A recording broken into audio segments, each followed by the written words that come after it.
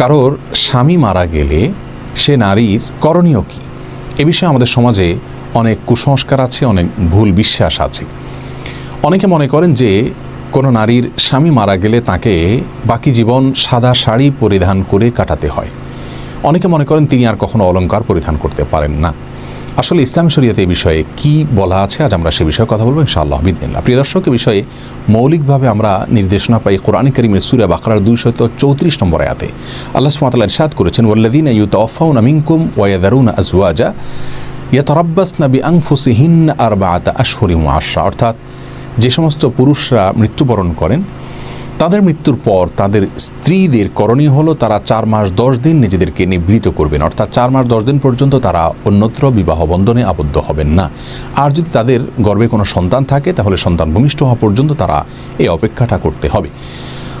হাদিসে রাসূল করিম সাল্লাল্লাহু আলাইহি সাল্লাম থেকে বেশ কিছু করণীয় আমরা প্রায়ই বিধবা নারীর জন্য, স্বামী পরিত্যক্তা মহিলার জন্য, যদি কারো স্বামী মারা যান তাহলে তিনি 4 মাস 10 দিন পর্যন্ত শোক পালন করতে পারবেন। রাসূল করিম সাল্লাল্লাহু আলাইহি সাল্লাম বুখারী বর্ণিত এক হাদিসে ইরশাদ করেছেন, কোনো ব্যক্তি অন্য কারোর মৃত্যুতে তার যত প্রিয়জনই হোক না কেন 3 দিনের বেশি শোক পালন করবার সুযোগ নাই। তবে বিধবা যিনি স্বামীকে হারিয়েছেন তার জন্য সুযোগ হলো তিনি 4 মাস 10 দিন পর্যন্ত শোক পালন করবেন।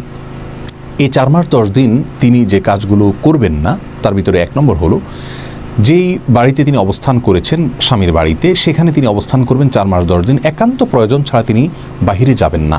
কথার কথা তার চিকিৎসার প্রয়োজন অথবা একান্ত কোনো প্রয়োজন দেখা দিয়েছে যার কারণে তিনি বাহিরে যেতে পারবেন, কিন্তু সাধারণ কোনো কাজে অথবা একান্ত প্রয়োজন ছাড়া তিনি বাহিরে যাবেন না, বরং সে বাসায় তিনি অবস্থান করবেন। বাসায় অবস্থান করা মানে এই নয় যে একটি কক্ষে তাকে বসে থাকতে হবে, বরং তার বাড়ির ভেতরে তিনি অবস্থান করবেন। এটা হলো তার প্রথম করণীয়। সেই সাথে এই সময়ের ভিতরে তিনি কারোর সঙ্গে বিবাহ বন্ধনে আবদ্ধ হতে পারবেন না। দ্বিতীয় যে করণীয় তার জন্য রয়েছে সেটা হলো যে তিনি কোনো সুন্দর পোশাক আশাক বা সাজগোজ করা বলতে আমরা যেটা বুঝি সেটা তিনি করবেন না। স্বাভাবিক কাপড় চোপড় পরবেন, সাদা কালার কাপড় চোপড় পরতে হবে এমন কোনো বাধ্যবাধকতা নেই। তিনি সাধারণ কাপড় চোপড় পরবেন। বিশেষভাবে সাজগোজ করা বলতে যেটাকে আমরা বুঝি সেরকম কাপড় চোপড় তিনি পরবেন না এবং সেরকম সাজগোজও তিনি করবেন না। তবে সাধারণ যে সমস্ত প্রসাধনী একজন মানুষের সাধারণ সময়ে তিনি ব্যবহার করে থাকেন সেগুলো তিনি ব্যবহার করতে পারবেন। তৃতীয়ত হলো তিনি অলংকার পরিধান করবেন না, এবং এ বিষয়ে একটি হাদিসে রাসূল করিম সাল্লাল্লাহু আলাইহি সাল্লাম পরিষ্কারভাবে বলেছেন, যেটি আবু দাউদে বর্ণিত হয়েছে, উম্মে সালমা রাদিয়াল্লাহু তাআলা বর্ণনা করেছেন। তার মধ্যে এটিও রয়েছে যে তিনি অলংকার ব্যবহার করবেন না, এমনকি আংটিও যদি পরিধান থাকে সেটাও তিনি খুলে রাখবেন।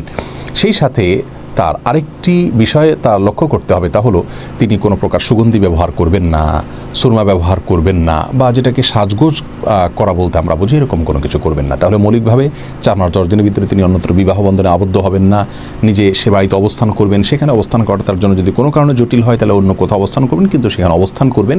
একান্ত প্রয়োজন ছাড়া বাহিরে যাবেন না এবং রূপচর্চা করবেন না। সাধারণ কাপড় চোপড় পরবেন, বিশেষ কাপড় চোপড় যেগুলো কোথাও যেতে পরিধান করা হয় এরকম কোনো কাপড় চোপড় পরবেন না। অলংকার পরবেন না, পরিধানে থাকলে সেগুলো খুলে রাখবেন, এবং সুগন্ধি ব্যবহার করা, সুরমা ব্যবহার করা এগুলো থেকে তিনি বিরত থাকবেন। তবে এই বিষয়গুলো 4 মাস 10 দিনের জন্য। 4 মাস 10 দিন পার হওয়ার পরে তিনি সাধারণভাবে যে কোনো অন্য সময়ের মতো পোশাক আশাক পরতে পারেন, সাজগোজ করতে পারেন এবং অলংকার পরিধান করতে পারেন, অন্য সব কিছু তিনি করতে পারবেন। আজীবন তাকে সাদা শাড়ি পরিধান করে থাকতে হবে অথবা অলংকার পরিধান করতে পারবেন না, এরকম কোনো কথা কোরআন অথবা হাদিসের কোথাও বলা হয়নি। আল্লাহ সুবহানাহু ওয়া তাআলা আমাদের সকলকে ইসলামের প্রত্যেকটি নির্দেশকে সঠিকভাবে জানার তৌফিক দান করুন, মানার তৌফিক দান করুন এবং সব ধরনের কুসংস্কার থেকে বেঁচে থাকার তৌফিক দান করুন।